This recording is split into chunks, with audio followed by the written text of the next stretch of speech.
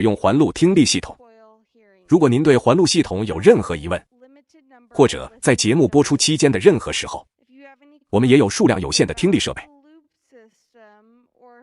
如果您听力有困难，请告知我们的工作人员或学生志愿者。节目结束后，我们将留出一些时间供观众提问。如果您有问题，请举手。一位拿着麦克风的学生工作人员会走到您面前。如果可以，请站起来。只问一个简短的问题。双元制学院的使命是围绕重要且往往棘手的话题，促进文明、尊重的讨论。在我们开始之前，请牢记这一点。我想提醒大家，请关闭手机。现在，请和我一起欢迎莱文沃斯堡指挥与参谋学院军事历史系主任戴夫·科特。谢谢艾米丽，我很感激。大家下午好，很高兴再次看到这么多人。很多熟悉的面孔。我很高兴介绍马丁·克莱门茨博士，但在此之前，我想花点时间回顾一下参谋学院军事史系与多尔研究所10多年的合作。这次合作是由军事史系的吉姆·威尔班克斯博士和多尔研究所所长吉姆·莱西先生共同发起的。为了表彰吉姆对促进和延续此次合作的贡献，以及比尔即将离任之际，我们想向你做一个简短的介绍。如果你还有时间，马丁，你能为马丁主持一下吗？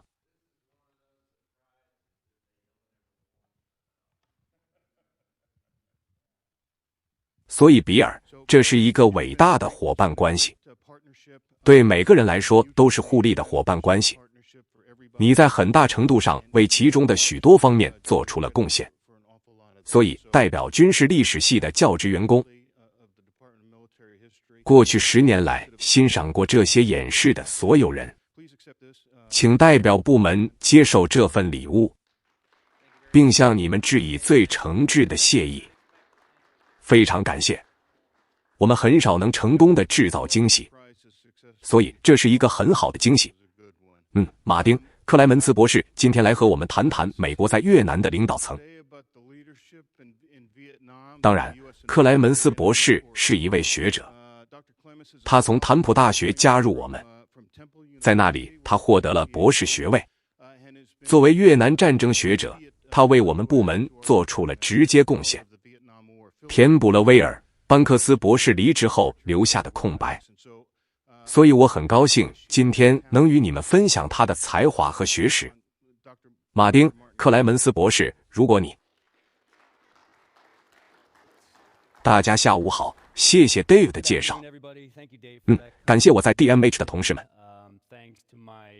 我和一些学生从莱文沃斯一路过来，感谢多尔中心，感谢他们让这样的场地成为可能。当然，感谢各位在下午抽出时间来参加，非常欢迎大家，非常感谢。这是我第一次公开演讲，就像往常一样，这是我们人生中第一次有历史意义的演讲，需要一点学习的时间，所以请大家耐心等待。当我在房间里踱步时，如果我挡住了电视屏幕，你可以告诉我走开或者其他什么。如果你注意到在标题上，我在最初准备做演讲的时候已经加了一个名字，我本来只想看看2个人Von Nangia 和 Lewan， 但我做的是，当我开始做更多的研究时，我发现你真的不能忽略胡志明，因为他在越南战争或越南革命的胜利中发挥了重要作用，所以你真的不能把他排除在外。然后我意识到你真的也不能忽略毛泽东，因为他对他们的理论和他们独特的战争方式有着如此大的影响。但我觉得在标题和图片中塞入太多了，所以虽然我会稍微谈论一下毛泽东，但不幸的是他没有出现在标题中。所以现在我来谈谈这些人。道格拉斯·派克，他是越南共产党研究的最重要的学者之一。他在一本书中论证了越南人民军，或者说他在一本书中声称他写了越南人民军。他是北越军队的正规军。那个天才。天才的真正衡量标准是综合能力，不是真正提出全新的理论或想法，而是真正看到联系、看到关系、可能性和即将存在的事物，并将它们综合起来，创造出全新的协同效应。这真的一些新的东西，如果你花点时间快速看一下这句话，这实际上是他本质上。他认为他们在某种程度上发起了一场前所未有的战争，而当他写这本书的时候，是1976年。他在这里所说的是，目前还没有有效的反制策略来应对这种情况。再说一遍，这是1976年，很久以前的事了，但我仍然认为，鉴于当前的形势，他可能有所发现，有很多毛泽东主义或人民革命战争的回声。不仅在越南，革命，但也超越了革命。我想在最近伊拉克和阿富汗的战争中，我会绕一圈，最后再谈这个问题。今天我要结束这个话题，我会稍微谈一下毛泽东，我会谈谈这些人，他们的世界观，他们对战争的理论概念。然后如果有时间的话，因为又犯了一个新手错误，正如一位同事指出的那样，我有太多的幻灯片和太多的东西要讲，我不得不精简，但我会试着引导你们了解一下，其中一些很重要，正如你所看到的。我在技术上也有挑战，这样更好。好的，有点好的，我们明白了。所以现在它又出来了，好的。对不起，然后我希望带你了解一些其他的主要如果你愿意的话。这就是关键点，以及这一战略如何实施，并解释了越南共产党如何在相对较短的时间内不仅击败了一个超级大国，而且击败了2个超级大国。现在关于这方面的学术研究，早期的学者们在研究越南共产党及其战争方式方面做得非常出色，这解释了他们在极其不利的情况下取得压倒性胜利的原因。他们确实做得很好，但他们主要依靠的是开源信息。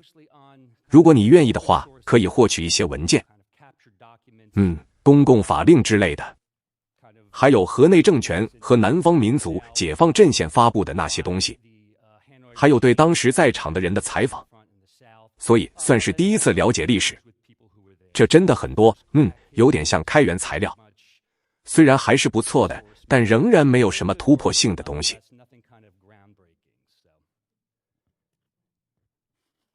谢谢。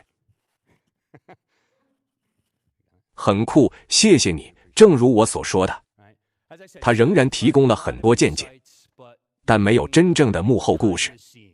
我们看到的很多东西都是近年来允许泄露的，但是现在有很多学者可以查阅越南档案，这确实揭开了长期以来的一个谜团。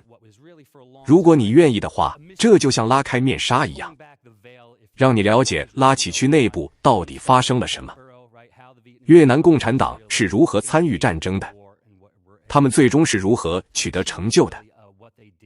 正如我所说的，这是一种新的前沿学术研究。我强烈建议任何真正有兴趣了解更多信息的人去看看这些学者，因为正如我所说的，基于越南档案的开放，我们真的可以了解这些人是谁。现在我不能谈论太多。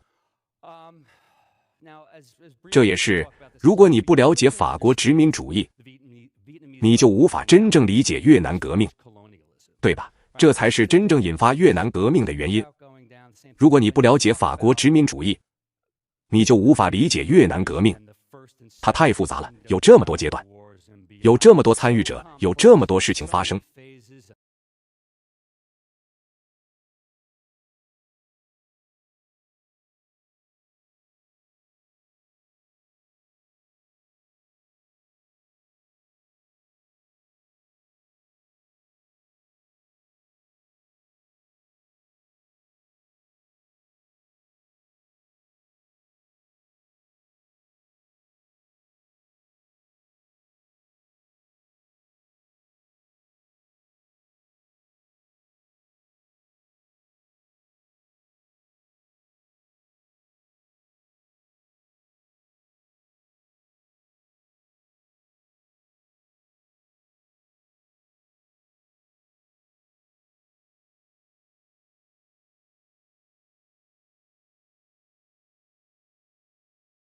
and there's so many actors and so many things going on. I'm going to just have to try to briefly get through this as quickly as I can. But really, you can't understand who these individuals were, what made them tick, and what sent them down this path without understanding French colonialism. European contact in Vietnam started about the 1500s. By 1660, there were something like 200,000 Catholics in Vietnam, or Indochina, Laos, Cambodia, and Vietnam. In the 17th century, Japan closes itself off, and this brings the attention of the Catholic world to Southeast Asia and Indochina. This is what explains why French missions were there. As they start attempting to kind of convert Vietnamese and others to Christianity, there's naturally kind of pushback from the natives that are there, from the indigenous population, and oftentimes this brings violence. This brings, in the 19th century, a pushback from the French government in the form of a military expedition. They then set up several protectorates and an outright colony in what was called Cochin China down in south of the Mekong Delta, as we call it, so that by the mid-19th century you have kind of French Indochina, which you can see up here on the map. And it's essentially Laos, Cambodia, and Vietnam. They divide Vietnam up into 3 sections. But as most empires and imperial ventures were, this is largely based on racism, economic exploitation. And those things bring nothing but suffering, misery, and deprivation for the Vietnamese people. So there's naturally pushback.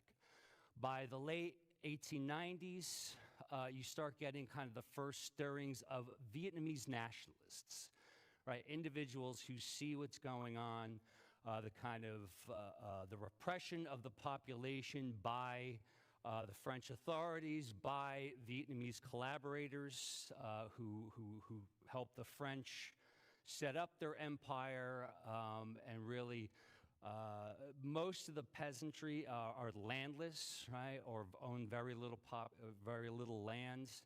The landlord class is exploiting them with the help of the French. This naturally kind of generates pushback from early nationalists. Now, these individuals, right, these are the kind of focus of today's talk.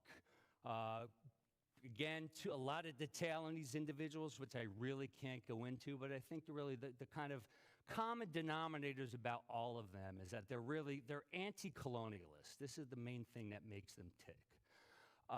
They're also nationalists, right? They're really, for them, the whole objective is to first get the French out, right, and then to achieve Vietnamese independence. Later on, as we know, the Americans get involved. And they're also, again, trying to make sure the United States does not get involved anymore. But for them, it's always the idea of achieving Vietnamese independence as well. So first they have to get the French out, then they have to defeat the South Vietnamese regime and preclude the Americans, which we come in. But nonetheless, that's the thing that's driving them. They're also committed communists, right? They are Marxist-Leninists. They believe in the ideology. They are true believers, some more so than not, right? So by the early 20th century, by 1920, the Indochina Communist Party is formed. And then later on, the Indochina Communist Party evolves into the Viet Minh is created in 1940, which was a front organization led by the communists as well, too. Okay, but for these individuals, right, really what makes them tick is the idea of Vietnamese independence, the end of French colonialism, right, but then, of course, Marxist-Leninism, which is not only independence for Vietnam, but they also had a vision for exporting revolution throughout the world as well, too. This was also the other idea. It's not just about Vietnam. It was making those larger, broader connections to the larger communist world, including the Soviet Union and China, for exporting revolution as well, and this was kind of the driving forces behind these individuals. Now, as far as their characteristics go and who they were as people, they were dedicated, they were committed, right? They were resolute about what they were doing. They were also determined and indefatigable. They were not going to be swayed from their end. And they continued from start to finish, despite many hardships, despite the long odds, and they were committed that they were going to liberate Vietnam, right, and establish a socialist country, reunite the country under communist control as well. So they're very committed to that. They were also very ruthless as well, too, they had no compunctions about eliminating rivals, both violently and otherwise. As you'll see, one of the things I'm going to talk about is that there was a division in the Politburo. They were not all unified. And when it came down to getting rid of political rivals, be they non-communist or even communist, they had no compunction about doing that as well. Also, repressing their own populations as well, too, not only in South Vietnam and areas that they were trying to gain control, but also once they established North Vietnam, they had no problems in kind of repressing the population. They tried several attempts at kind of liberalizing, but once they saw that there was honest and open critique about the regime, they had no problems kind of clamping down on that as well, too. So they're pretty ruthless as well. Also very cunning is another thing.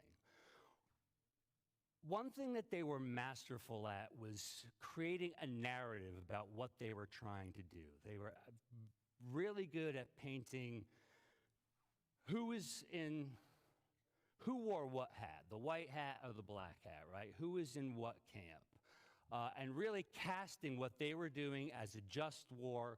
Revolutionary war was always just, and those who opposed it were unjust. And they were very good at sending that message as well, too. One of the things I'll talk about later on as well, too, is this messaging was really key. Their diplomatic efforts were really keyed around, transmitting that message around the world. And that's one of the things that was really instrumental in helping them achieve their goals, right? So that's another thing, right? They were very good at selling their message around the world, right? Getting allies, both communists and not, to really see how they wanted the war to be portrayed, that what the United States, right, what the French and the United States were doing was unjust, and what they were doing was very just. They were also good at propagandizing the people, right? When you're talking about building mass politics and really sending a message and creating a very select narrative for people to join your movement, they were good at that as well, too. They were very good at also hiding some things that might be inconvenience for them. For instance, once you had North and South Vietnam, they refused to allow wounded or convalescing soldiers back up to North Vietnam, simply because they did not want people seeing what was going on. They had a very controlled image of what was going on down there. Excuse me. Also, Vietnamese soldiers who went down the Ho Chi Minh Trail, who did so, right, by the hundreds of thousands, right, they were told that they were not fighting fellow Vietnamese. They covered the Civil War aspect of this. They essentially told they were there to fight the French, fight the Americans, and those puppets that were collaborating with us too, who were exploiting our country. So they're very good at controlling their message as well too. Something else which really explains what they were able to achieve and how they were able to achieve it. All right, as I talked about, there was a schism within the Politburo, right? There was a conflict between these two.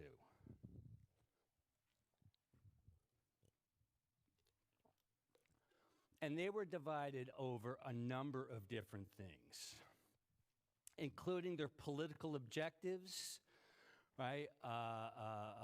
And also military strategy. They had a lot of divisions, right? And as you could see, they pretty much were broken up into these two camps. You had the moderates on one side, right? And these were, they became the leadership really early on, right? Of the Viet Minh and then later the Democratic Republic of Vietnam. That's Ho Chi Minh and Vo Ninh Giap. And really people, when they talk about leadership of the Vietnamese communists. Everybody knows these individuals, right? And they're really critical in the first phase, right? The Franco-Vietnam War, the first Indochina War against the French. But they were considered by many to be too moderate, right?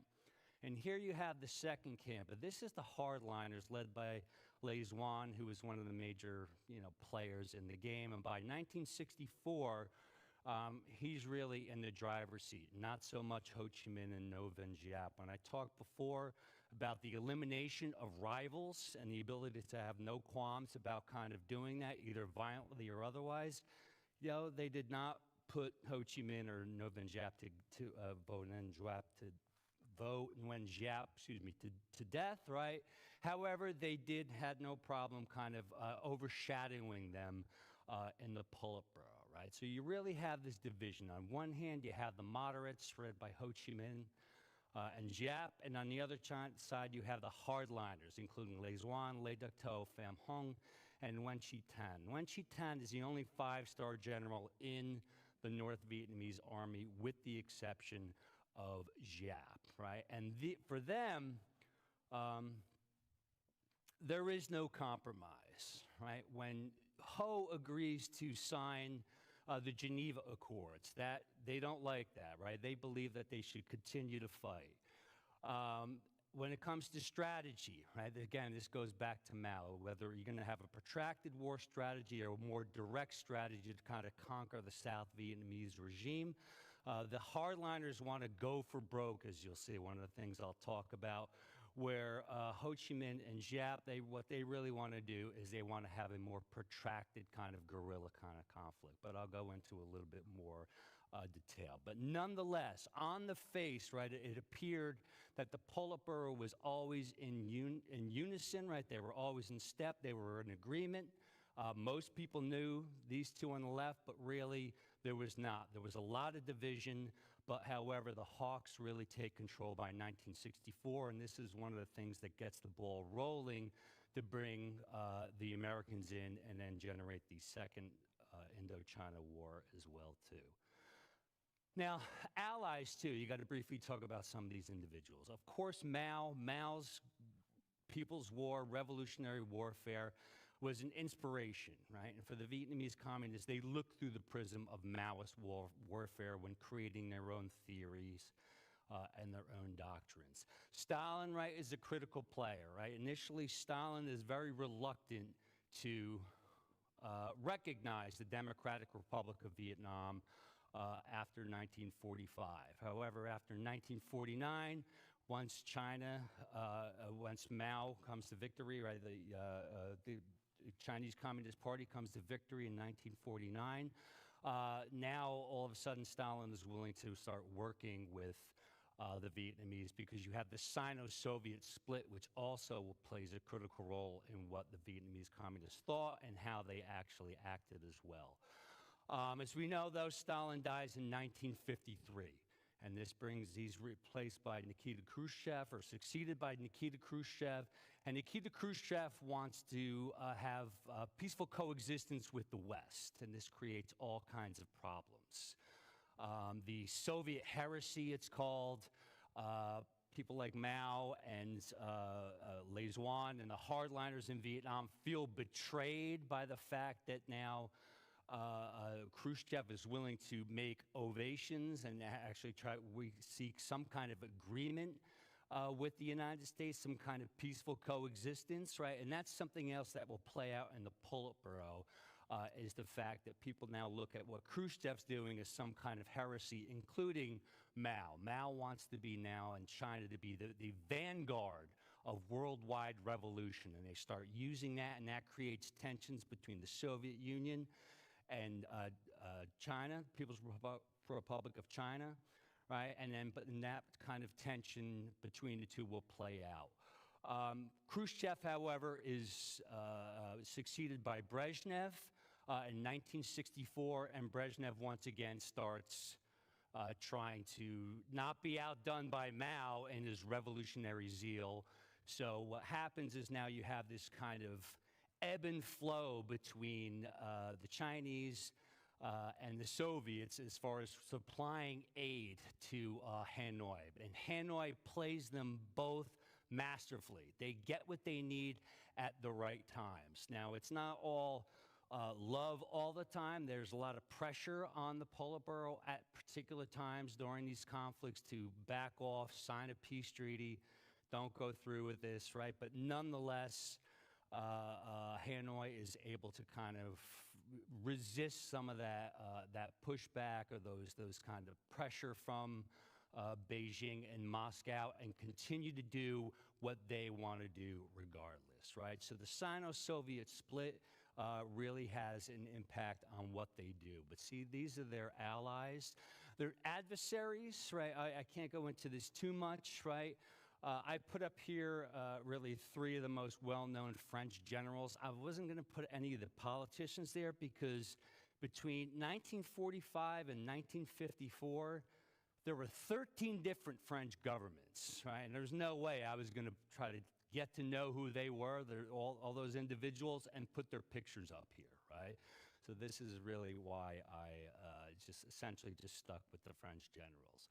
Other adversaries as well, too. Once the French are gone, you have the existence of, quote-unquote, two Vietnams, right? And then really South Vietnam, or the Republic of Vietnam, is really its official name. You have a First and Second Republic, right? Again, I can't go into much detail on these two regimes. All I can say is regardless whether it was the First Republic or the Second Republic, all of these individuals were staunch anti-communists, and they were hell-bent on resisting, right, Hanoi's aims to conquer the South, topple the South Vietnamese regime, and reunite the country under communist control. Here you can see the Republic of Vietnam. This is the main military force that the communist forces went up against, and as you could see over time, it grows exponentially, right? Despite the fact, even after the United States gets involved, right?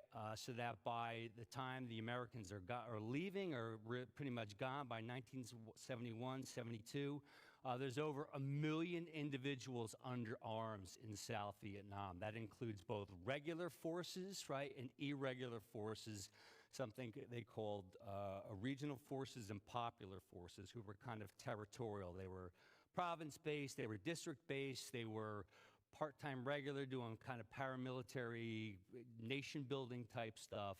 But nonetheless, this is the kind of hybrid forces they have, and by 1971, 72, there are over 1 million of them. So these were the kind of military adversaries that Hanoi and its military forces were up against. The United States, again, 4 presidential administrations, right? 4 administrations, right, go against Hanoi's aims. You can say really 5 if you include the Truman administration, right, who by 1954 is funding 80% of the French war effort, right, despite being at first very reluctant to help the French due to the exigencies of the Cold War, right? They do, by 1950, they start getting involved. A couple other things happen to facilitate America to finally help the French, right? But by 1954, they are footing 80% of the French war bill, right? So really 5 administrations as well, too.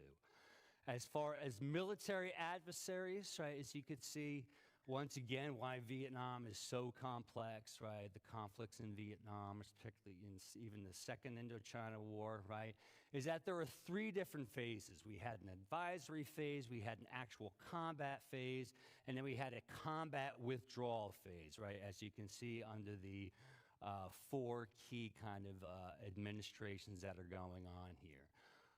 These are the 3 key military generals that were there during various points, right? It was Paul Harkness and William Westmoreland during the advisory and combat phases, and then Crichton Abrams takes control after 1968 during the combat withdrawal phase as well, too. He's largely in charge of the Vietnamization program as well, too.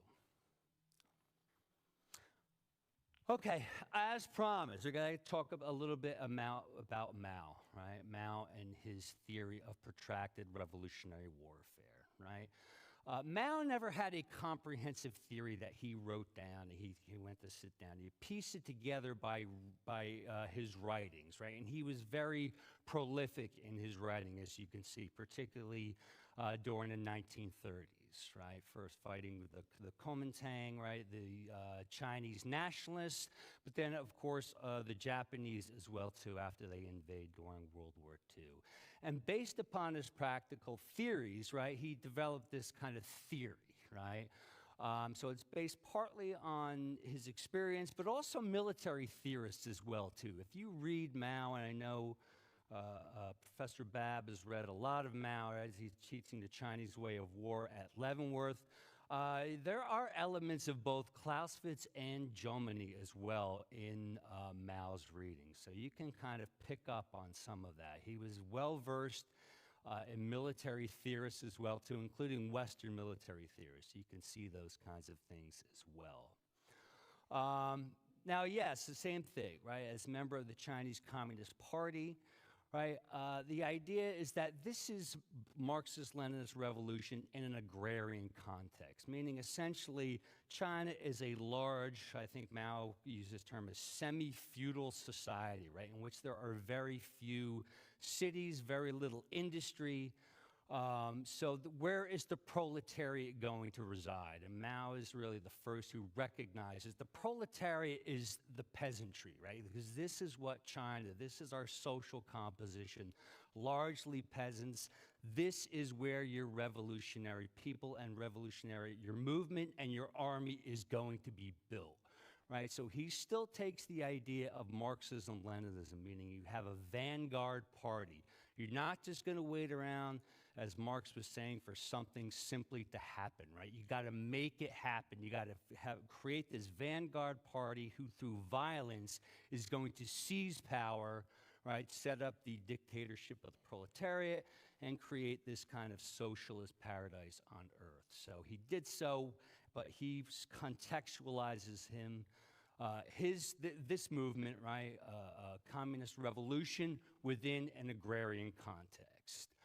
The primacy of politics, right? This is another thing that Mao is known for, right? The idea that really politics is what drives this whole thing. Every military action is geared towards achieving some political goal as well. He doesn't lose sight of that. Also, just war, right? He is also another one who's characterizing that imperialism and imperialistic wars are bad, right?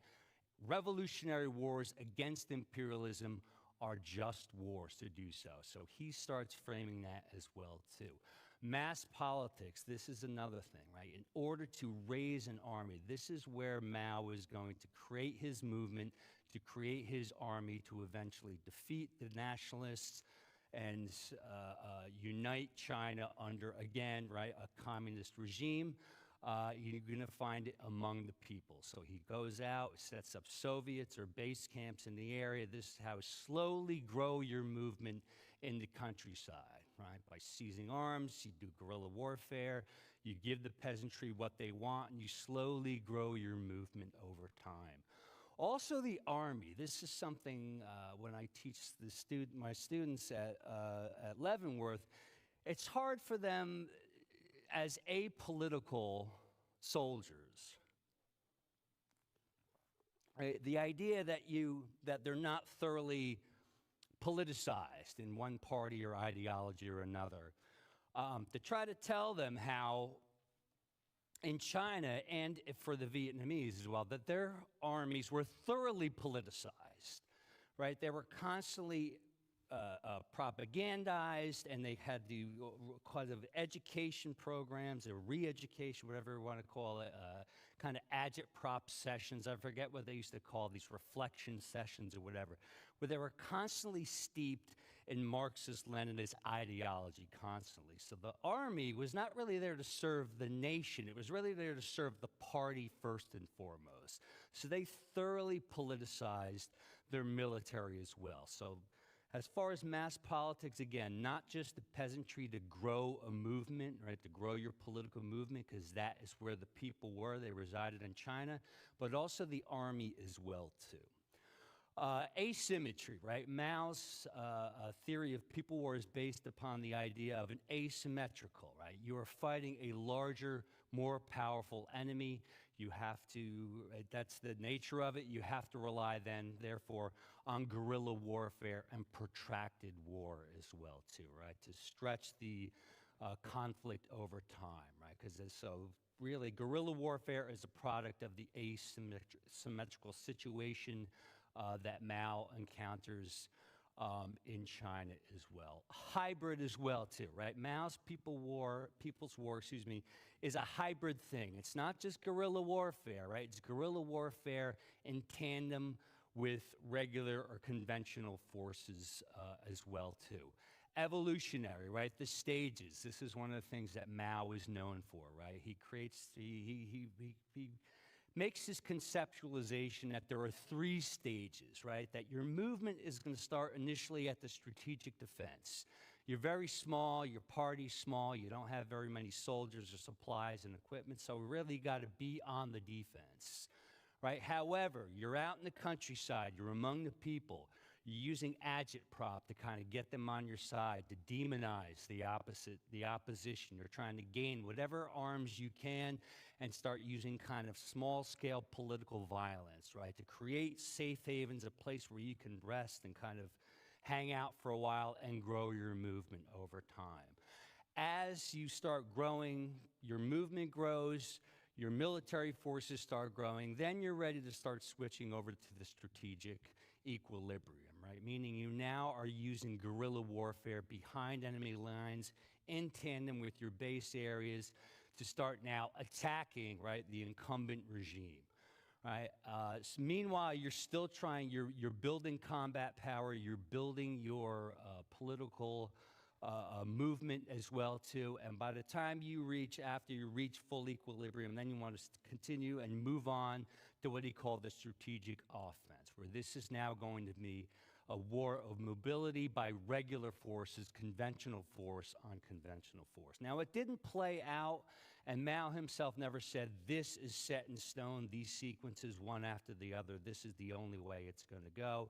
He recognized that there was going to be oftentimes contingent on local situations, that this was going to happen. But nonetheless, there was this idea that this is going to progress. This is almost like a natural progression to kind of grow from a small band of individuals to a guerrilla movement up through the construction of a regular army who, through a coup de main, is going to then eventually seize power. Right? And of course, the importance of base areas and dominating the spaces, as he called it, right? And I'll talk a little bit about this as well, because this also plays out in Vietnam as well. Now, I believe it's J.L. Katzenbach. He wrote a famous book about the Korean War. He was a Harvard professor, and in 1954, he wrote an article that was called Space, Time, and Will, right? And what he identified in this article was essentially that there are tangibles in war. There are things that you, like kind of the bean counting stuff that you can identify, right? You have manpower, you have weapon systems, you have logistics, things that are kind of tangible, real world, right? But there are also intangibles as well, too. And he said that Mao was seized upon those intangibles. He knew them, and what his success for, what the intangibles he used for success was space, time, and will. Space involved growing your movement through base areas, right? Mao famously said that base areas are like a buttocks, right? That gives the guerrilla movement a place to sit down and rest every once in a while. So base areas were really key for the movement against Japan, but then also against the Chinese nationalists as well, too. This is the thing that allowed Mao to build combat power again, to build his mass movement in the countryside by gathering the population, the peasantry on his side, right? So you set up a system of base areas, usually in remote areas, which is difficult for the kind of your enemy to get to you at, right? And also in tandem with base areas, use guerrilla warfare behind enemy lines, right? And what this does is essentially kind of typical guerrilla tactics. You hit, you run, you fight only, you only attack targets of opportunity, you live to fight another day, right? So by combining these two, the base areas and guerrilla warfare behind enemy lines, this is going to protract the conflict, right? As the government or whoever's your enemy simply cannot come to grips, right, with you. But because of guerrilla warfare, because you're not waiting around for an easy target, as I said, you're kind of hitting and moving, running away, right? The movement is going to stretch out over time, right? You're going to protract the war. And what that does, if you can stretch it out long enough, you're going to increase morale on your side as your movement grows, but you're also going to demoralize the enemy as well, too, simply because they cannot annihilate you. They can't find you and destroy the kind of guerrillas, right? They're just based upon the kind of evasive nature of guerrilla warfare.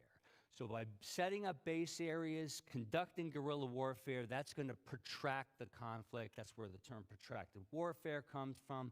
And this is what's going to eventually give, support, build willpower on your side, but then also undermine your enemy's will as well, too. Right? So space, time, and will, this was the formula for Mao's successes, right? And the kind of weird spatial configuration that you can see, Mao called this a war of jigsaw pattern, right? This is not a war of traditional front lines, right, where the enemy's on one side, you're on the other side, friendly forces on the other. Instead, they're actually intermingled. They're kind of mishmashed all together.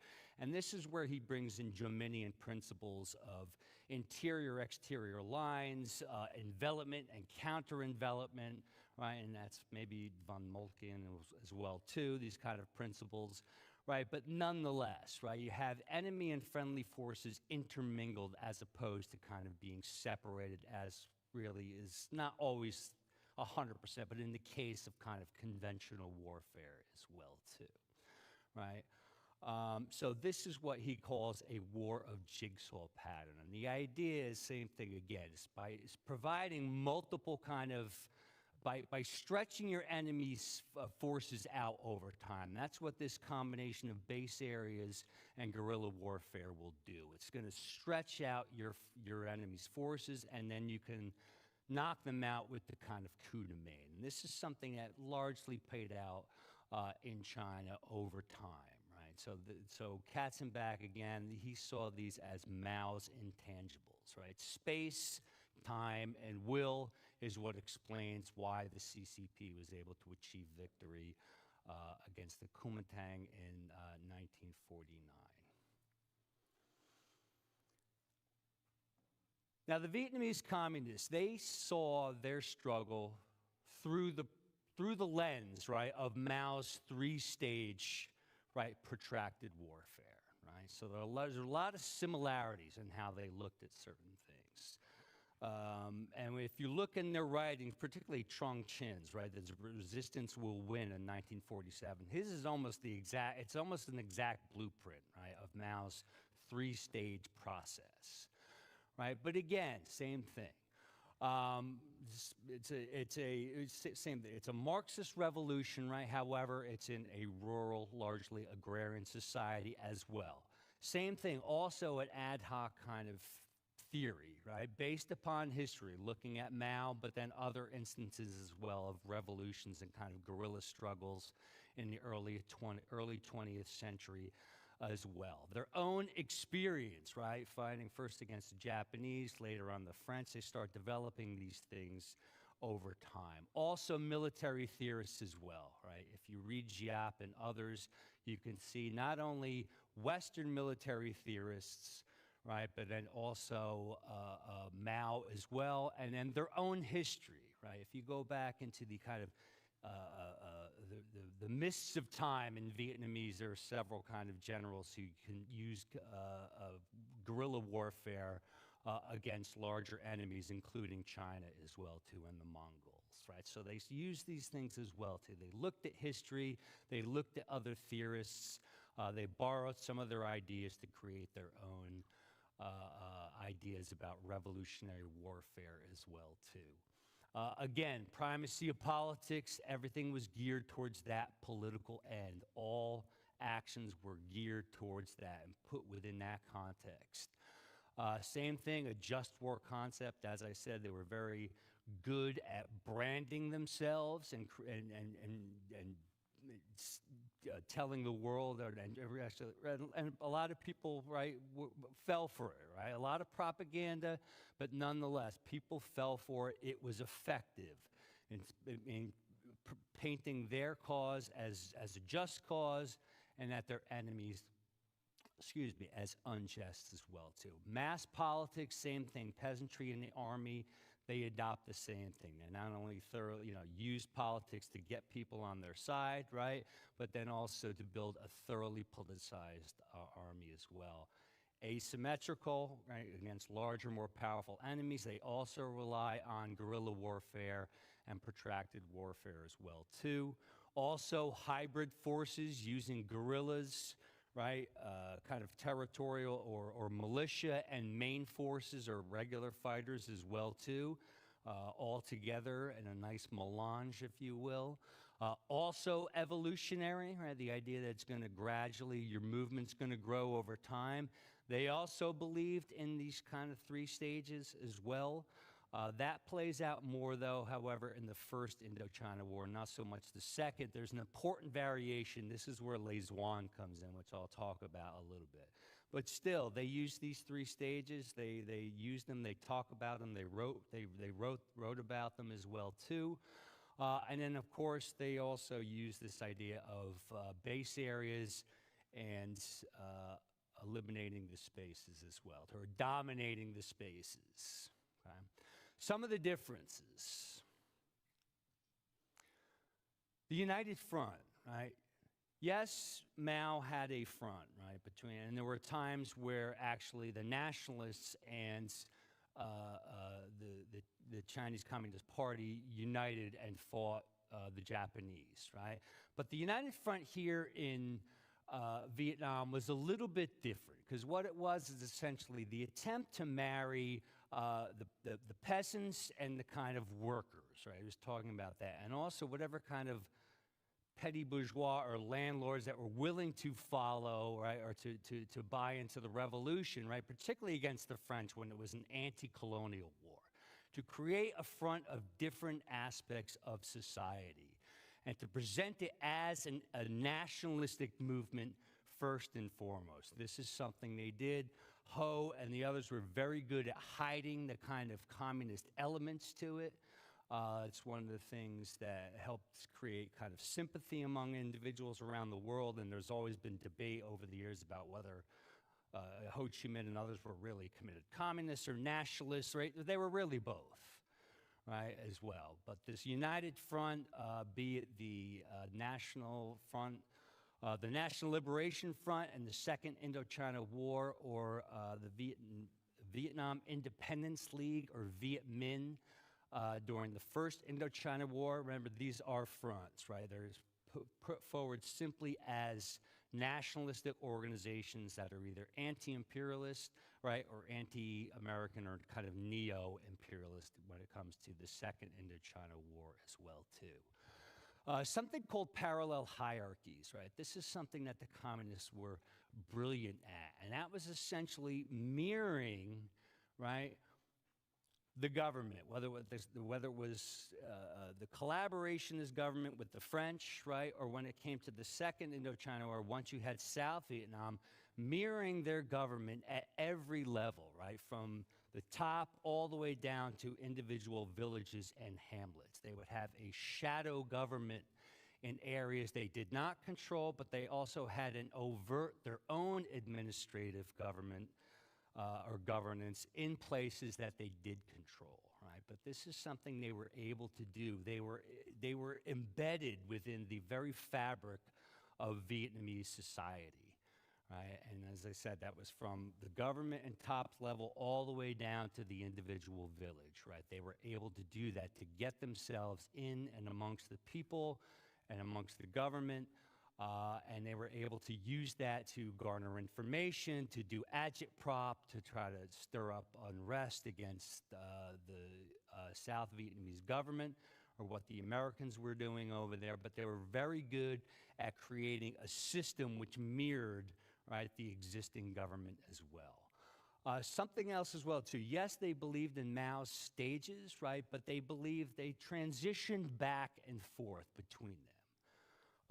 And this led one scholar to classify Vietnam as a mosaic war, meaning that in one area you could have low-level agitation, right? The kind of first stage, right? The strategic defense that Mao talked about.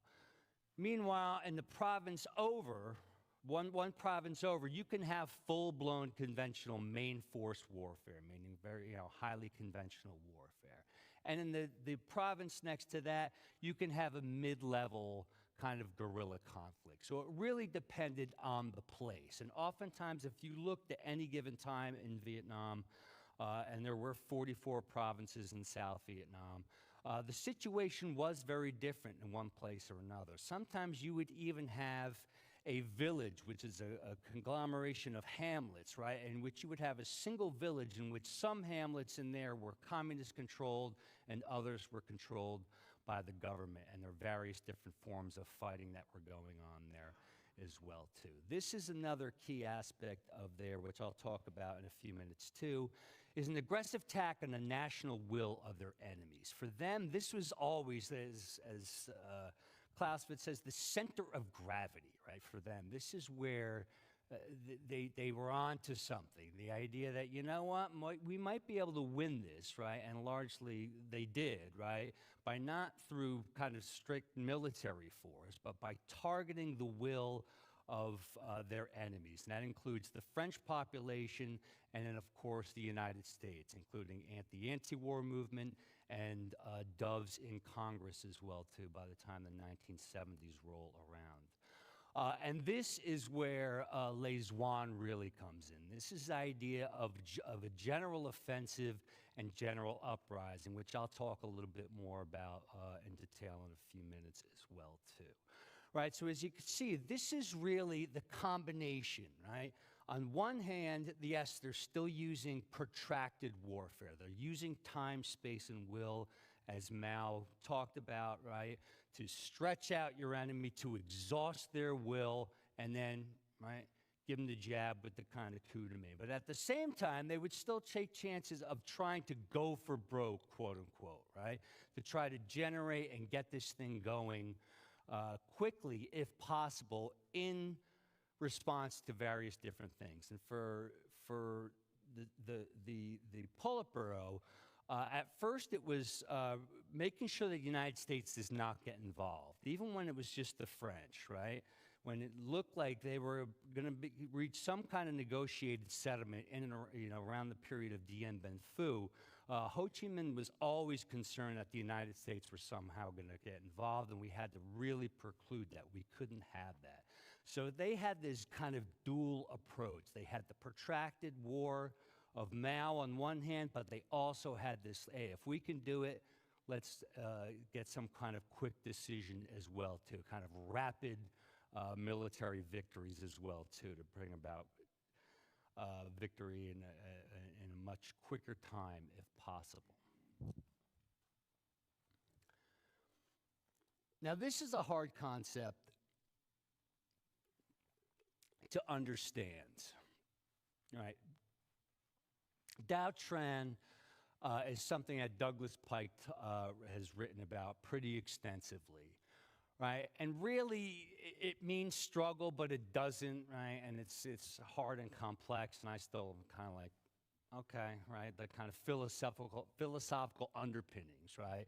And how it doesn't really equate to what we think as struggle, really. But really, if you're going to break it down, what Dao Tran was, this was the kind of animating principle behind the Vietnamese Revolution, right? What people like Ho, Giap, and Le Duan were all about. And as you can see, it really was an integration, right, of political and military effort, right? It was a kind of synthesis, right, of those two things, right? On one hand, you had armed struggle, and that was everything from military combat, right, to kind of assassinations or kidnappings at the local level. They called this the violence program, right? You see, always cast within a political context. So everything they did, and this is something the Vietnamese were always good at, no matter what action they took, whether it was regular military, whether it was guerrilla warfare, or these kind of targeted assassinations or kidnappings at the local level by the political cadre and infrastructure, it was always within this context of the larger political thing, what they were trying to achieve, getting some kind of political benefit out of this, right? They never evaluated what they were doing in simple military terms, right? Even diplomacy, right? As you see, that everything was kind of mixed up, which I'll talk about actually in a little bit, right? So on one hand, you have armed struggle. On the other side, you have political struggle. Right, and you can see it's non-military activity, right? And it's really almost everything. If you classify it, it's either les ductos at the Paris peace talks down to a local cadre trying to using agitprop on the local population. Everything that was kind of political action, right, they think was part of this Dao Tran struggle. A key element of it was 3 action programs that they talked about. The first one was action among the enemy. This was classic agitprop to try to get the South Vietnamese population, who was not opposed to the Saigon regime, opposing the Saigon regime, right? Essentially casting out they are oppressors, right? They are imperialists, they're doing bad things, to try to agitate the people to try to rise up and try to oppose the South Vietnamese government, to change their perception. Also in the United States as well, too. This is something else. This is part of their struggle, like I said, targeting the populations of their enemies. This was part of this political struggle as well, too, and this van or action program among the enemy. The second one was action among the people, right? This is organizing and propagandizing the population, right? Including those that are under, when you're talking here, those that are under communist control. And there were large swaths of areas that were under communist control at any given time throughout the conflict, right? It dealt a lot with village administration. One thing about the communists that they were good at, when they controlled an area, it wasn't just to control it, right? What they were trying to do is try to reify the tenets of Marxism and Leninism. They would do land reform, right? They would do land redistribution, right? They would propagandize the people. They would use all these things. They were trying to create their own little kind of Soviets and their own little socialist societies in areas under their control, right? So that's where this other van program comes in, action among the people. And then the last one was action among the enemy's troops, right? Obviously trying to entice the Republic of Vietnam armed forces, right, to either defect or just simply lay low, right? And there were accusations of that later in the war after the Tet Offensive. When there was a low level of action, and it was argued that oftentimes that there was some kind of unwritten agreement between the South Vietnamese forces, particularly the territorial forces, meaning those that were at the kind of district and province level, and kind of local guerrillas to really, you don't bother us, we won't bother you as well too, right? But this was another key element, right? The idea that you were going to proselytize among your enemy's troops to try to get them to defect or to simply stop opposing you. And they use these in action, or excuse me, use these in tandem. Now this is a kind of a chart that Pike puts out in his book, and you can see, and he characterizes it as kind of 2 pincers, right, that were supposed to be used at once. Armed Dao Tran and political Dao Tran at once, which are geared towards the enemy. And again, you can see it's broken into armed and political doctrine. You have a regular force strategy, meaning high technology, meaning conventional warfare on one hand, a limited offensive warfare again as well too. We're talking really, lower levels, right? Because as I said, this was a tiered system of combat and conflict. You can do, then you have on the other side protracted conflict, meaning Maoist guerrilla warfare, and something he called neo-revolutionary guerrilla warfare, which I won't go into, but that's something else. That's something that took place after the Tet Offensive in 1968, when there was a lot of low level of activity, kind of economy of force actions, if you will, right, by the communists simply because they had gotten beat up pretty bad during the 1968 Tet Offensive.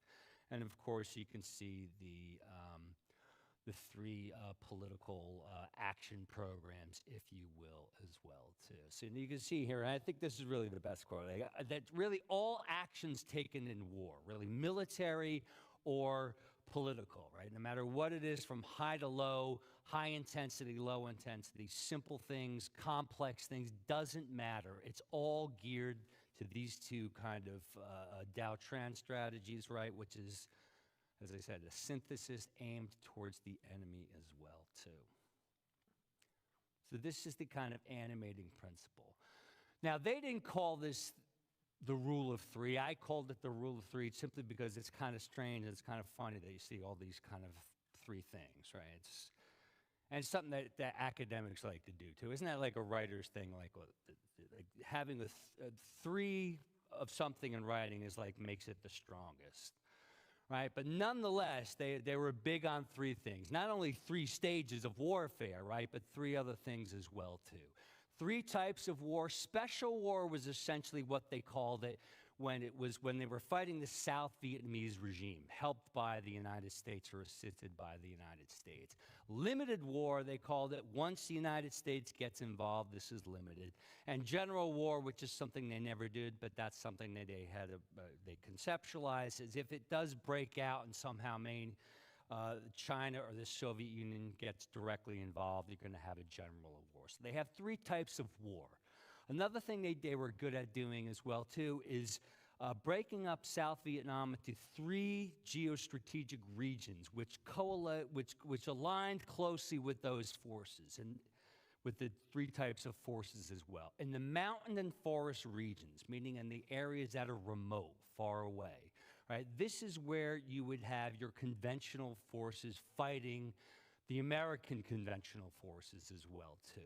In the lowland areas where the people were populated, this is where you have your local and regional forces, meaning local guerrillas, right, and local militia as well, too, right? And then in the cities, this is where you're going to have popular forces or this kind of shadow government I was talking about, infrastructure, doing these things, right? So these three types of forces loosely correlated to these three geostrategic regions. And the kind of effort they put in of Dow-Tran, whether political or military or what mixture of that they did, right, that was usually geared towards these three areas. Naturally, the South Vietnamese government was strongest in the cities, right, as it was in China, right, with Mao. And then in the countryside, this is really where the communists were stronger as well, too. Three types of struggle. This is important, too. Again, this is a synthesis, and this is the thing. They see these things acting together. Military struggle on one hand, which we talked about, political struggle, but then, of course, diplomatic struggle as well, too. And this is something that's really important for them. You can see there's three diplomatic circles that they use. The first one, and this is one way they were able to garner sympathy for their movement and to really undermine support for the United States, not only here, right, in the United States itself, but on the international stage as well, too, right? So first thing that they're targeting is other communist parties, to get fellow socialist societies to sympathize with them, which they naturally would, and that was part of their diplomatic effort, to gain kind of support, right, from fellow communist countries, which is something they did. Another thing they did was, or another circle or target of their diplomatic efforts was non-communist nationalistic regimes, right? Be it communist or not, the 1960s was a period of a lot of anti-colonial movements throughout the developing world, and they were trying to make those contacts and connections with them. Hey, you might not be communist, but you know what? We're both struggling against imperialism, so help us out. That was another aspect of this, their diplomatic struggle as well, too. And then the third one, of course, was Western non-state actors, particularly the French public during the Franco-Vietnam War, or First Indochina War, and then, of course, the American public during the Second Indochina War as well, too. And this is something they did. And what they were good at, too, like I said, when they were cunning and they did these things, their message was simply this: we are not your enemies. Your government and its unjust war and the crimes it's committed against the Vietnamese people, they are your enemies. And that sold very well, not only internationally, but here in the United States as well, too. Not only among the kind of anti-war movement on the street, but also in the halls of Congress as well, too, right? And that's how they portrayed it, and that's how they're able to do this, right? Not that America's evil, right? But America's good, right? And we like the American people. However, you have a bunch of criminals in charge, right, who are trying to impose a neo-imperialist regime on us through a puppet state here in South Vietnam, right? And of course, always highlighting napalm and things like the My Lai massacre, right, which of course was just an opportunity for them to really exploit the kind of bad things that were going on by Americans, GIs over there, right? So this is really the three diplomatic circles, and this is really the thing that works, right, for them. Because ultimately, in the end, it is the United States and France whose will breaks, right? French are willing to sign the Geneva Accords in 1954 because they're done. The French population is tired of this war. It's been dragging on.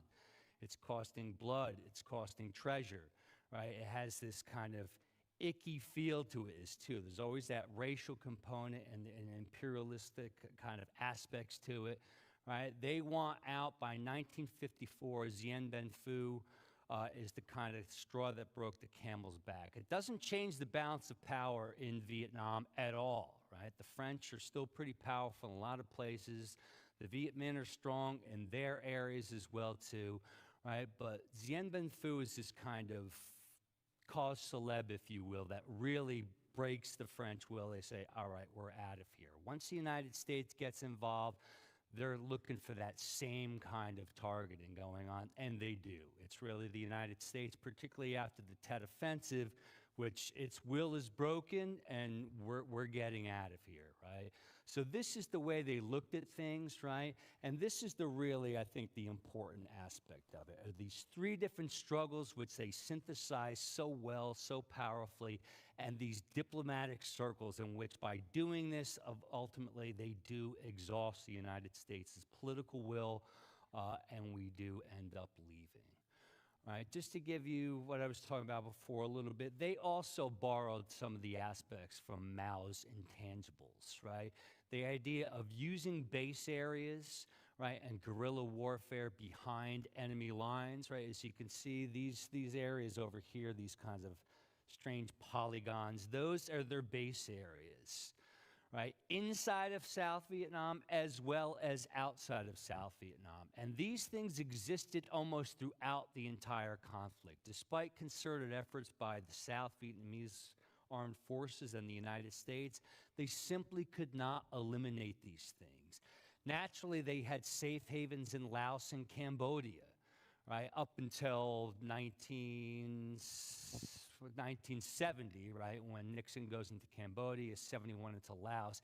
These things were traditionally off limits, and this is something that allowed, right, the communists to wage their brand of warfare, be it conventional or even the irregular guerrilla warfare. They'd be able to go into South Vietnam, right, attack at a time and place of their choosing, right, and then they'd hightail it out of there either into their base areas, which are very hard to root out, right, even inside Vietnam, but then into Laos and Cambodia, and then never forget what they called the Great Rear Base Area, which was North Vietnam as well, too. The United States and South Vietnam, there was never any intention of invading North Vietnam. They knew that. They knew that, right, that was a safe haven for us, and that's what allowed them to rest and refit and rebuild and build their combat power and stuff over time, outlast the Americans and South Vietnamese efforts to destroy them, right, and ultimately drag the conflict out, right? And here you can see, as it goes before, again, a war without fronts, right, the kind of intermingling, if you will, right, of communist and non-communist forces as well, too, and having particular zones of control. All right, here's another picture of what this kind of war without fronts situation looks like. This is something known as the Hamlet evaluation system that was developed, and that was an effort to figure out what's the level of political development and military, but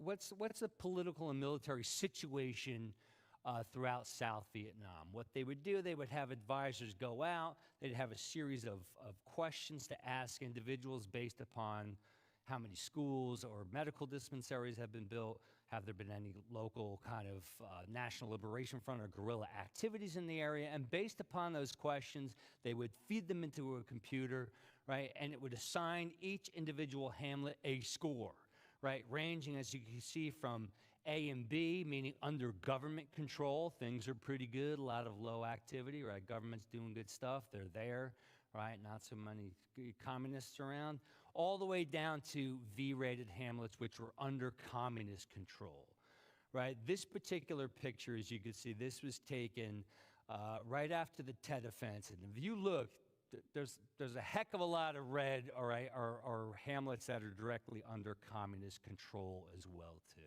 But this should give you an indication, like I said, of this kind of intermingling of enemy and friendly forces in a war without fronts. This is what it looks like. This is what allows them to stretch out that war, protract it, avoid annihilation, right? And then ultimately exhaust the Americans as well, too. And then also defeat the South Vietnamese government militarily. Right, here's another kind of similar map, right, as you can see. But again, they changed from those kind of individual hamlets to areas, right? But as you can see, same thing. This is a war without fronts, intermingling. A lot of these areas up here, I know it's probably hard to see, are kind of areas that are either under direct communist control or influence. Yes, they're sparsely populated. They're kind of mountainous areas, but it doesn't matter. What matters is that you have military forces operating inside of South Vietnam, which is supposed to be, quote, technically sovereign, right? It's kind of a sovereign area, right? And this is something that allowed them to constantly harass the Americans, constantly harass the South Vietnamese government and what they were trying to do as well. So this is a little indication of kind of Mao's space, time, and will as well. Again, kind of key points on this, and I'm not sure what my time is. Okay, I have a few more minutes. Yeah, I'll run through this pretty much as quickly as I can. Some of the key kind of moments, right, the kind of important steps, if you will, on the road to communist victory. The first one is the Franco-Vietnamese War. As I said, they combine these three actions: military action, political action, and of course diplomatic action. They protract the war. This really was more of a classic Maoist guerrilla war, but nonetheless, right, they do in fact break France's will, and by combining these different things, and then they eventually succeed, right? As we know, France leaves after Geneva in 1954, and then you have the existence of two Vietnams, right, which is this, right? There were supposed to be elections held in 1956, a referendum to reunite the country. That never happens due to this guy down below, right? Ngo Dinh Diem, right, who becomes First, he's prime minister, appointed by Bao Dai, the last Vietnamese emperor down there. He reneges on that. He holds an election, which he wins something like 90% of the vote. 1955, he declares himself president of the Republic of Vietnam, and this is what sets up the Second Indochina War as well, too. Resolution 15, right? This is now something, again, you had that split in the Politburo, right, between between Ho and Giap, right, who wanted to do, first of all, they wanted to do a North First policy. They want to rebuild North Vietnam. We'll worry about liberating the South later on down the road. The hardliners, right, Le Duan, Le Duc Tho, Nguyen Chi Tan, and others, they're like, no, we want to liberate the South as quickly as possible. There's a power struggle, right, and eventually by 1959, Le Duan is starting to become ascendant in the Politburo, right, and now they call for armed liberation of the South, right, that we're not going to wait around anymore, we're actually going to liberate the South, right. This is one of the things that gets the ball rolling because you have the formation of the National Liberation Front in 1960, so you have an active insurgency in the South. Yes, it is, elements of it are homegrown, but it is directed by Hanoi, right? The idea that they were an independent unit is simply not true, and a lot of this new research has shown that to be true. Yes, you had a lot of indigenous people, there were a lot of non-communists in the National Liberation Front, but at the end of the day, they were directed and received their marching orders and were largely controlled from Hanoi, right? Here is Le Duan's kind of important modification to Mao's warfare, and that's the general offensive and general uprising. And this essentially was an effort to pair military operations in the hinterland of the countryside with popular uprisings in the cities, right? And what would happen, they was hoping that through the combination of the two, right, they would inflict heavy damages on the South Vietnamese army. The people in the cities would simply just rise up, right? They'd be caught up with emotion, right, opposing the South Vietnamese, the corrupt South Vietnamese regime, which had it did have a lot of corruption, a lot of issues. And through this kind of synergy of the popular uprisings in the city and the military actions against the South Vietnamese armed forces, right, you would have a general offensive uprising, which would quickly and rapidly topple the South Vietnamese government.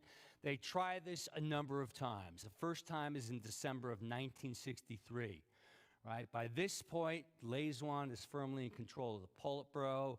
Ho Chi Minh and the moderates are kind of shoved out of the way, right? They're discredited in very many ways. They're marginalized, right? Le Duan and the Hawks are now in position. They're in the driver's seat. Resolution 9, now we're looking for the immediate drastic escalation, right? Liberation of the South rapidly. They do this, and they want to make sure that they destroy something called the Strategic Hamlet Program, which is kind of like counterinsurgency, which was making some progress.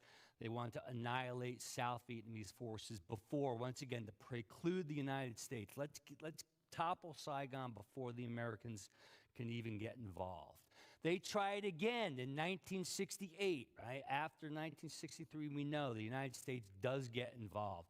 The South Vietnamese regime is on the ropes in 64. This is what prompts American intervention and the insertion of U.S. combat forces in 65, increasing a number of troops over time, right? So that by 1969, there's over 500,000 American combat forces. Despite that, the war is essentially stalemated, right? It doesn't matter. We simply cannot eliminate the communist threat. They cannot topple the South Vietnamese regime due to the American presence. So they go for another broke again, the 1968 Tet Offensive. It's a nationwide attack, right, largely by the National Liberation Front in the South, right? What they were trying to do is pin down Americans, right?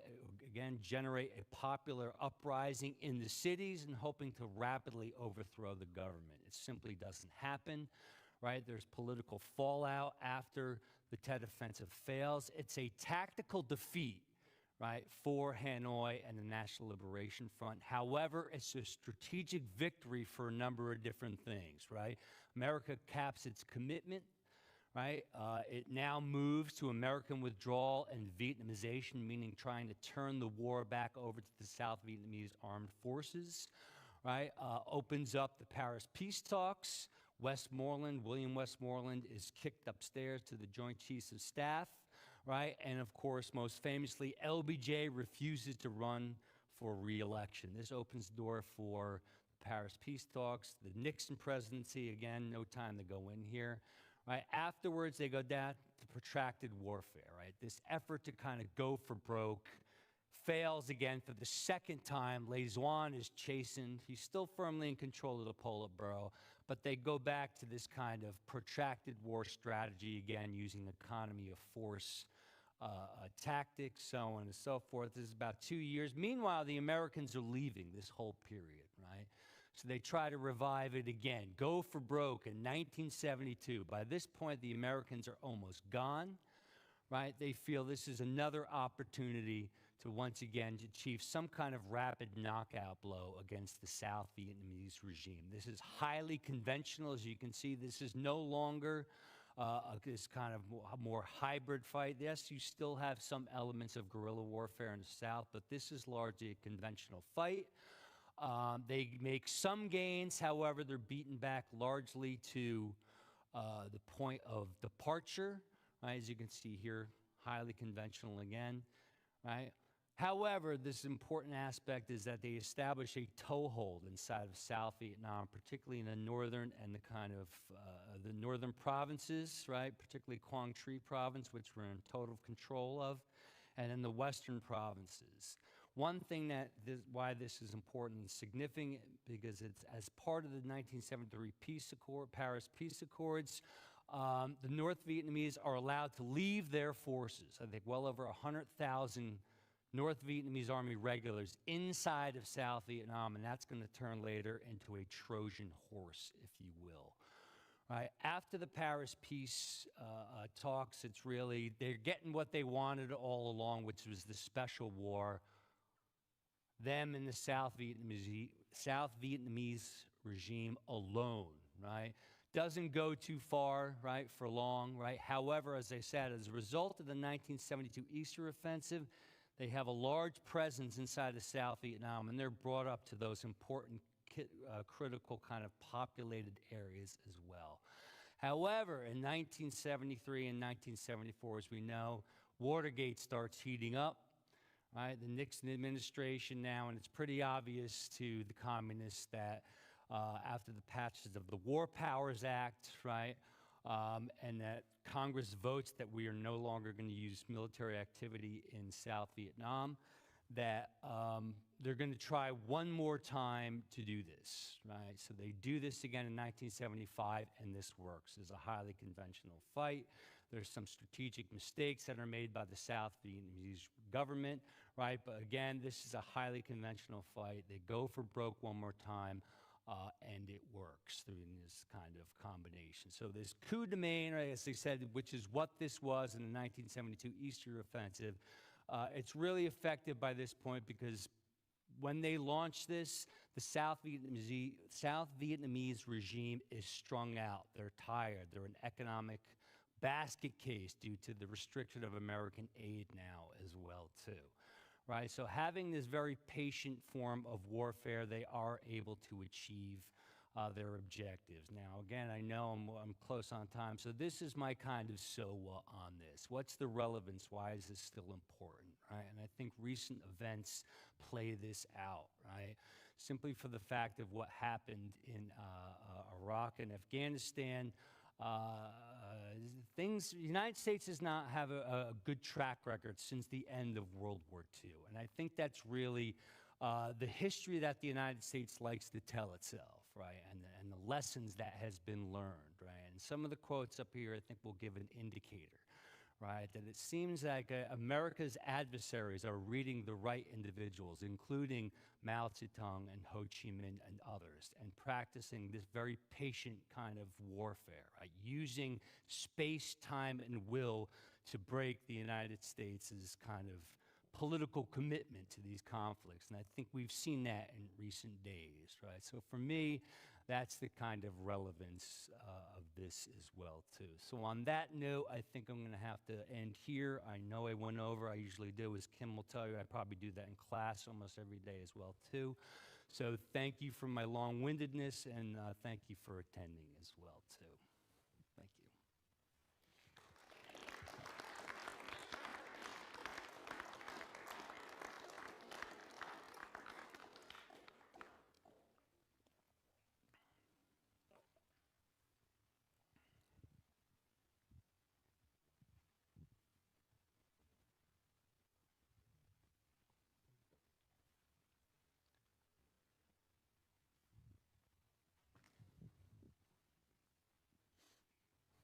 Yes, sir, please.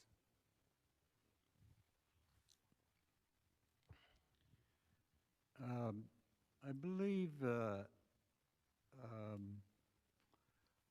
Ho Chi Minh wrote letters to Harry Truman, but Truman never saw those letters. Did Eisenhower or Kennedy or Nixon ever see those letters, or did anybody ever read them? That's a very good question, sir, but unfortunately, I don't know the answer to that, so.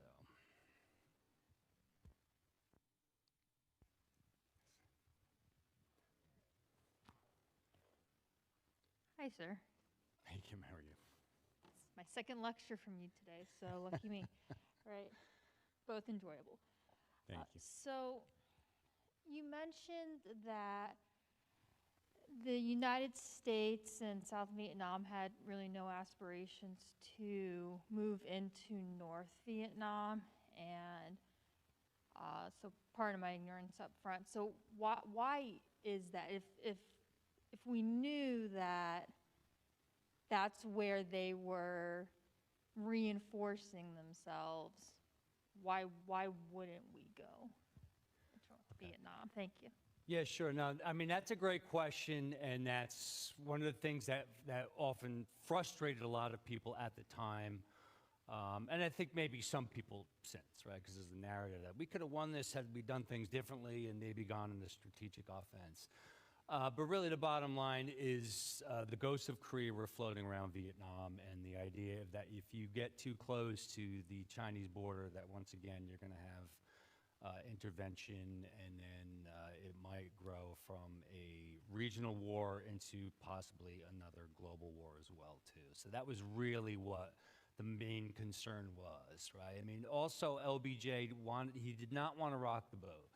His baby, if you will, right, his policy baby was the Great Society, right, his domestic programs. And he did not want to endanger that, right, by calling up the reserves, right, or announcing to the American people, we're really at war, right? That's why he goes to war in a very kind of surreptitious, underhanded way, right, to try to hide and not rock the boat too much and endanger his policy or his domestic policy. So really, those are the key kind of takeaways, is that they feared a larger war would break out,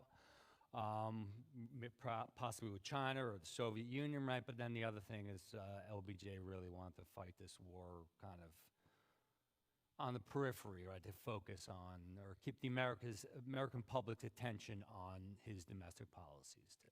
So, thank you.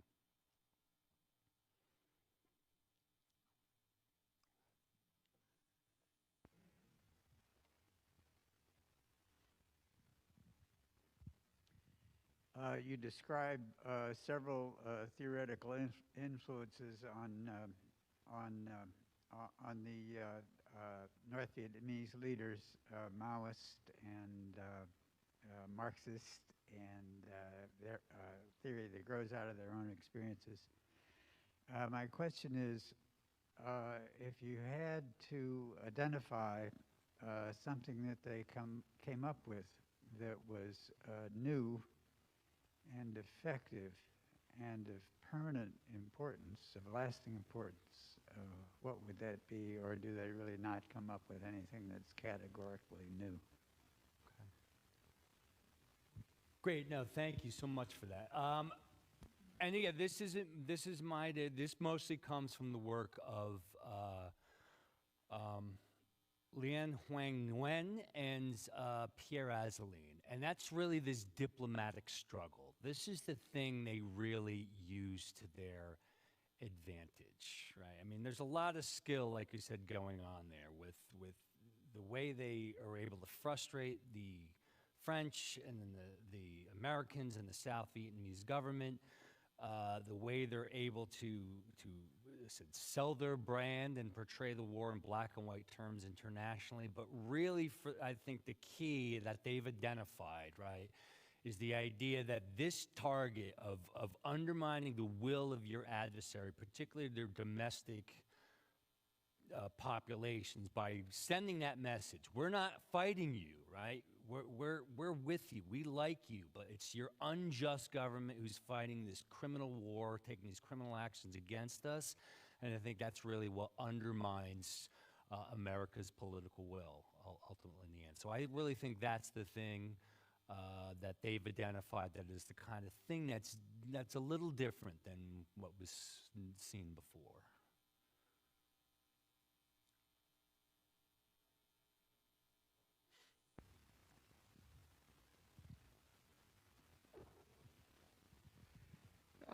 Kind of a cultural question about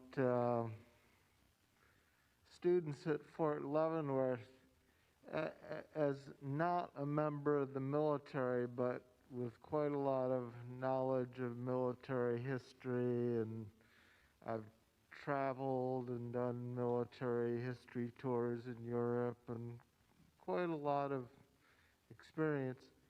In the 80s, largely people turned away from wanting to think about the Vietnam War because it just was not a good time and positive to think about. So let's just fight tanks at the Fulda Gap and focus on that.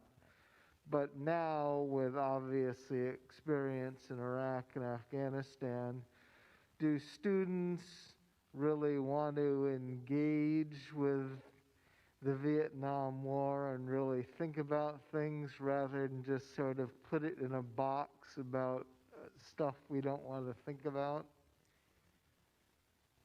Right, no, thank you. I mean, that's a great question, but I'd say that the reluctance to really look at Vietnam, it was not just the 80s, it was the 90s, it was the 2000s, and is up through today. Yeah, I'm a little shocked, if you will, the kind of concern about Vietnam, right? That you would think, particularly in recent, times too, that it's simply not there, right? I mean, and I don't think it's just at Leavenworth. I just think there's just something about, the idea that we like comfortable narratives and we don't like, uncomfortable things, and this looks simple and doable and knowable, I'm going to go with this as opposed to here. And that's kind of when, and Kim can testify to this, is like my opening spiel for when this year was the whole idea of like, we are not learning, right, key lessons and looking at the right people. That one of the last slides I showed. And I'm wondering, and I read the Afghanistan papers, I'm like, I know these individuals went through CGSC, and I know they were taught Vietnam because the very large shoes that I was brought in to replace, he's been teaching it for 30 years, right? Shouting it from the mountaintop. So I know they got this message, but why, the focus can still on Fulda Gap, or now it's First Gulf War, I don't know.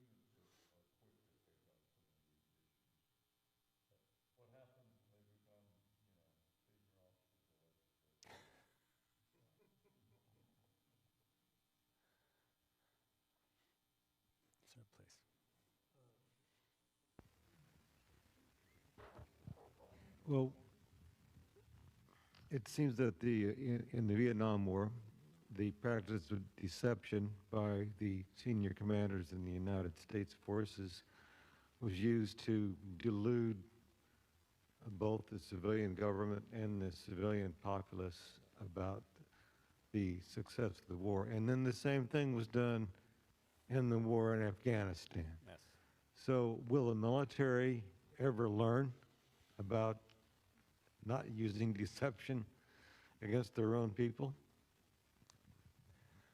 I mean, I hope so. And this is one of the things that I was shocked, right, when I read the Afghanistan papers. I saw so many things that I've seen through reading about Vietnam, right? The kind of the inflation or outright fabrication of progress, right? The reluctance of commanders, right, not to, you know, to claim that they left the place better than when they found it.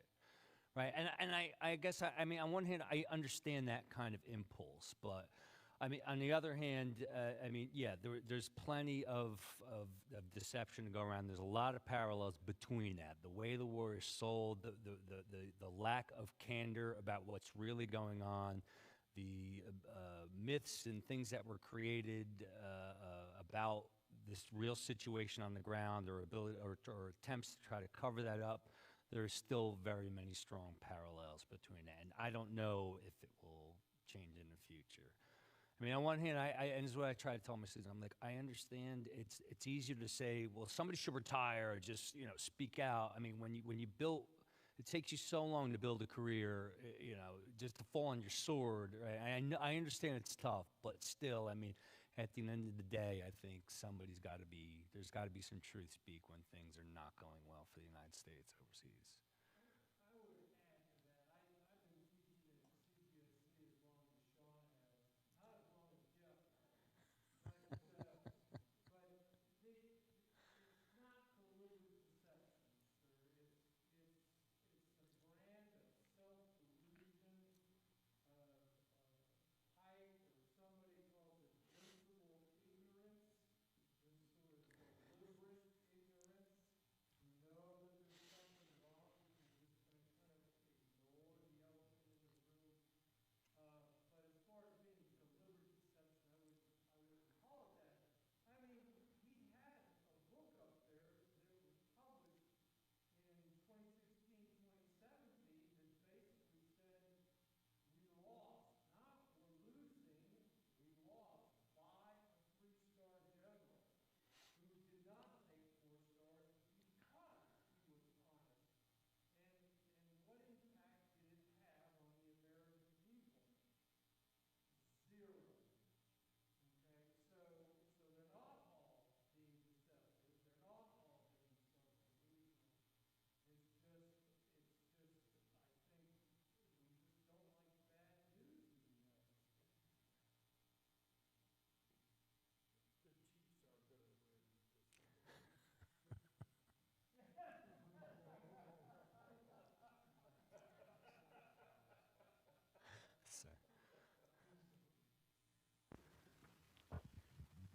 It seems the United States always ends up backing the losing or corrupt side.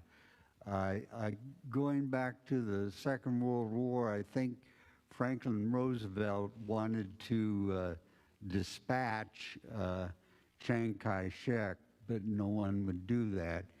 And then when we get into Vietnam, I mean, Diem, and he was assassinated, and then it seems that it just goes bad from there. The leaders, pardon me for kind of lecturing here, but the leaders of South Vietnam were predominantly Catholic, while the people were predominantly Buddhist, and that was not going to work. Right. I mean, you still have that that tension and that friction. And when I teach my Vietnam elective, I try to tell my students, you can't underestimate, right, the long memory of colonialism and how it casts a long shadow, and it taints almost every relationship. And Catholicism definitely dealt with that. Now, Diem was definitely a Catholic, but I believe that during the second regime, New Van Thieu and Cao Van Ky were not Catholics, right? So there was a large Catholic contingency, but it did not dominate the government after Diem. Diem was definitely, he was a Catholic and very, there was issues related to that, particularly with the Buddhist crisis and other things. But regardless, it's an element there which created friction in the society and created some kind of, because it's, it was one thing among many of which, South Vietnam was just such a fractured society.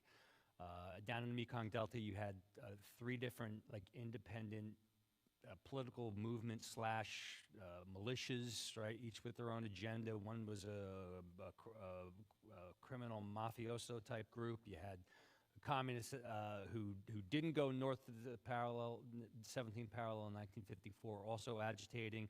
But then, so there's all these different elements in political kind of conflict going on, but the Catholic element was definitely an important part, particularly with undermining Diem and or poisoning his relationship with the general population. They just did not see eye to eye.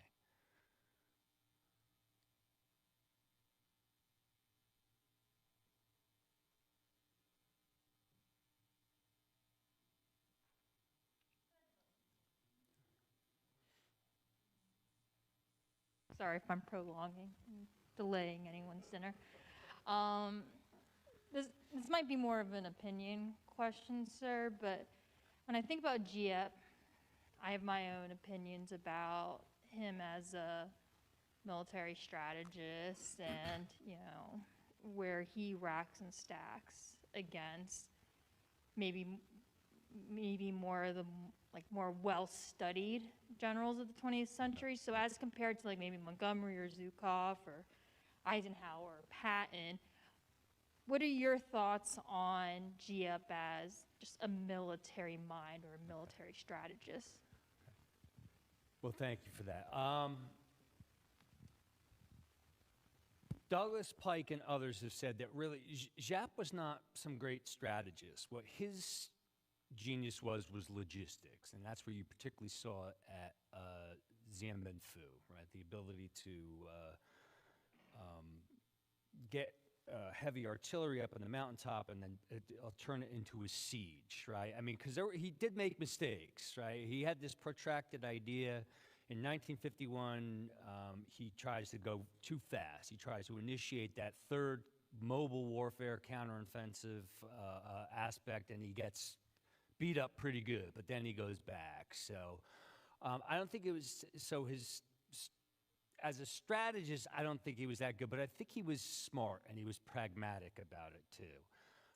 And after 1964, he doesn't get completely erased, but he's pretty much marginalized. They bring him back in some role and stuff, but he doesn't have too much. So, but logistically, and this is from from what I've read, that was his real key contribution. Was not only in the case of Dien Bien Phu, but the ability to funnel manpower and material down the Ho Chi Minh Trail to keep that insurgency going year after year. That was really something that he excelled at.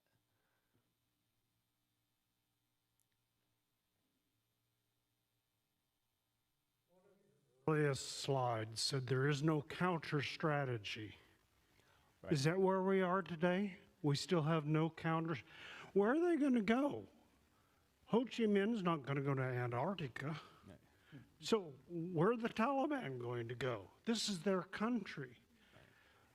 Does that mean we have no ability to enforce or to prevail anywhere in this situation? Yeah, no.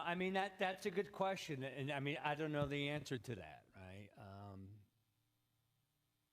There's Western conceptions of warfare and trying to, conduct wars within the parameters of kind of international law and these other things, it's a little different, right? I mean, it's not that, you know, they get to win because they cheat, you know, it's not that, but it's just, I think it's just a fundamental difference in how you view what you're doing and how you get to where you want to get, right? And what you're willing to do that.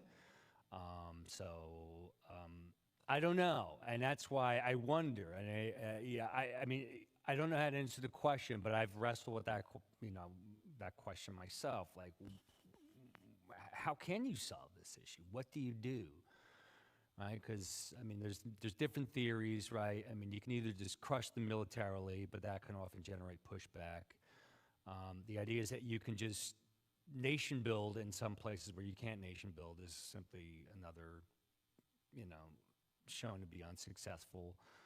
You know, the idea that if you eradicate certain situations, if you create certain contexts, you won't have guerrilla movements and insurgencies to begin with, right? Because it's a question of the haves and have-nots, right? So I think there's just so many different facets to this type of warfare, but I think they're all contingent on certain situations and circumstances. But how we deal with these issues, and if we can deal with them in a way that's acceptable to, right, in a democratic society, like what we deem as a people, right, who the military is doing for the nation, acceptable or not, I don't know if we're ever willing to go that far to allow levels of extremes to kind of wipe these things. And I don't know how else you would kind of get at them, so.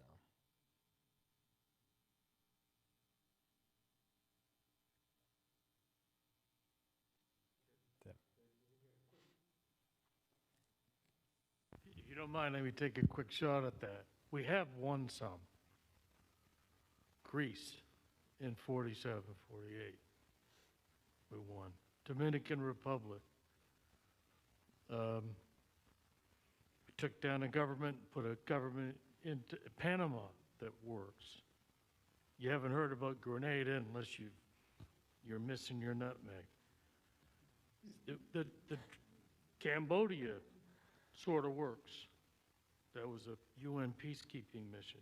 Look at the UN peacekeeping missions where the United Nations is able to go into the Bosnias, and it works. Now, Somalia, not so much, but there's actually a part of Somalia that works today very well and should be its own country. So I think part of the issue is to look at each of the situations individually and then take a look at the Afghanistans or the Iraqs or some of the places that have not worked out so well and say, this might not have been a good place to go. But sometimes you don't know until you're there and you actually know the internal workings. But the idea that Western powers, the United States, has never been in on a successful counterinsurgency, I think is a bad place to start. And so it does not naturally follow.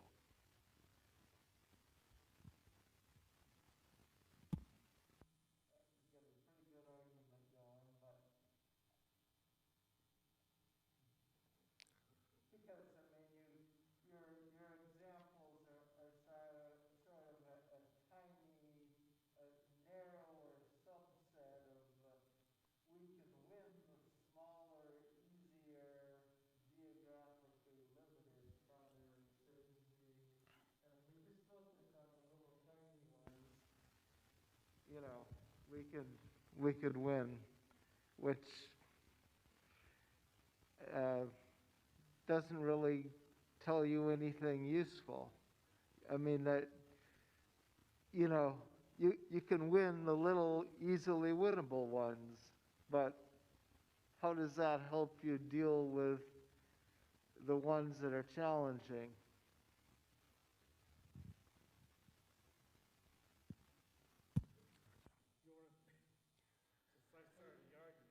Yeah, no, I mean, And I think that's like a key difference. And this is like when it comes to, you know, like strategy and military concepts, I know that oftentimes semantics and definitions are hard to pin down, and what does it mean by guerrilla warfare or an insurgency or a partisan war or anything like that. But I think that's where possibly there's a difference, right? Because I don't think this was not a key counterinsurgency, and that's why one of the reasons why the United States loses it, because it's not just a matter of those tangibles, the inputs you can do. Because, you know, we were trying to do the nation building thing, right? Hey, we'll build schools and medical dispensaries, and we'll build the economy and give you things and give you, hybrid rice varieties to grow your economy. And there were certain things that were there, but this was much more complex than that. And I think that's possibly another reason why the United States has been so unsuccessful with these kinds of things, is because we cast it as an insurgency and a counterinsurgency. And I think it's much more complex and bigger than that. And you have all these other issues and these kind of moving parts with it as well, too. So I think it's, yeah, maybe some classic kind of where it is just a counterinsurgency, we can easily isolate it, kill it, is successful. But when it's like this, when it's a regional war, it's a civil war, it's a ideological Cold War, right? It's a global struggle, right? And all these different actors and these things going, and I think that's what makes it harder, right, to kind of deal with and kind of have a counter strategy to that, right? Especially if you have a movement that's just so successful, right? I mean, like groups like Al Qaeda and ISIS, and ISIS I think is more similar to what we saw with the Vietnamese communists, because the communists simply weren't. The idea of a guerrilla movement, that you could be just a movement, and you don't need a kind of a state to call your own, right? Because part of the insurgencies in the 1960s is that they were trying to build their own states, or actually an anti-state within the larger body, which would eventually metastasize, grow larger, and overcome the whole. So they needed that real-world thing, right? Not just an idea of revolution floating around. You needed real, tangible benefits, something you point to, say, here's our spot on the world, here's what we're doing for these kind of people. And this is where there's a similarity with ISIS. But ISIS had no ability to kind of, gain, with the exception of like-minded jihadis, right, to gain movement or sympathy among people for their plight. There's just no way of doing it. They're so brutal, right? We're here, right, they were able to really, bring up true, right, aspects of the American war effort that were questionable, or the French war effort that were questionable, right? To cast it in those terms, we're fighting for kind of national liberation. They were, right? And as I said, they were brutal to do it, but they were able to gain sympathies because there was some element of legitimacy in their aims, where terrorists and other kind of modern insurgencies that we see nowadays, it's simply not the case with that as well, too. So, but I don't know, I'm probably just babbling at this point. So.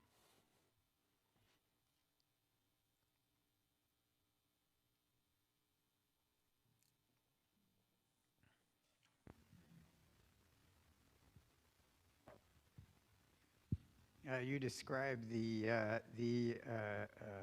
so-called extremist wing of the North Vietnamese Communist Party, led Xuan and Ly Duc Tho, etc.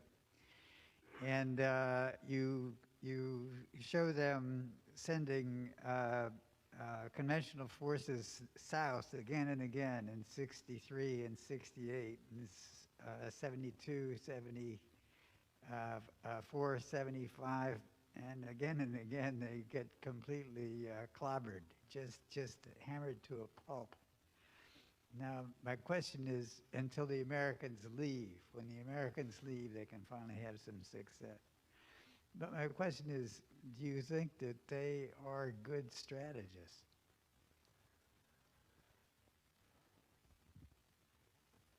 I think so, just simply for the case of what I said. The idea that for them, the center of gravity was the political will of France and the United States, and they achieved that objective.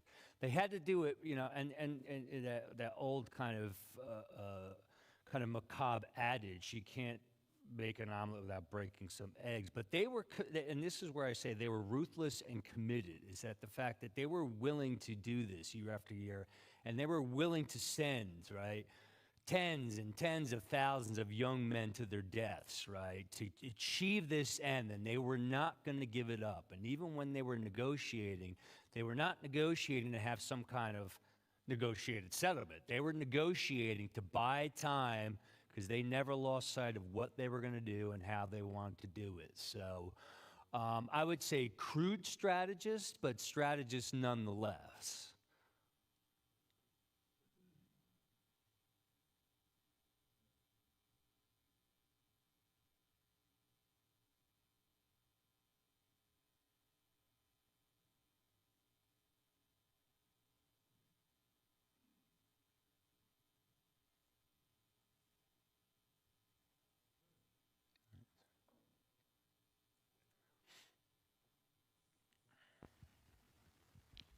How did the North Vietnamese feed their forces? Did they have just an unbelievable agriculture, or we weren't able to interdict their food supply? Sure.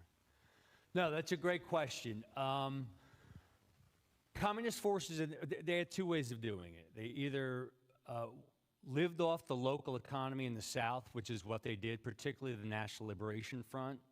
In areas under their control, they grew rice, or they were able easily to get it from the population, either by buying it, confiscating it, or contributions from areas that were very sympathetic to the insurgency.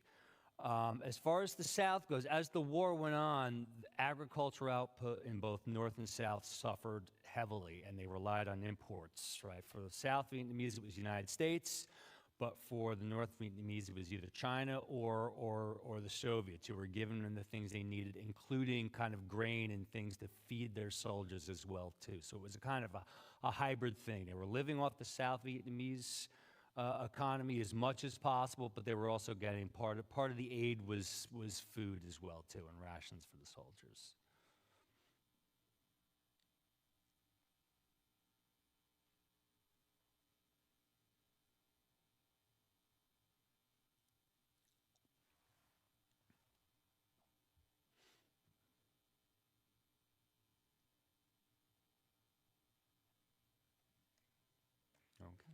Well, thank you very much. Thank you.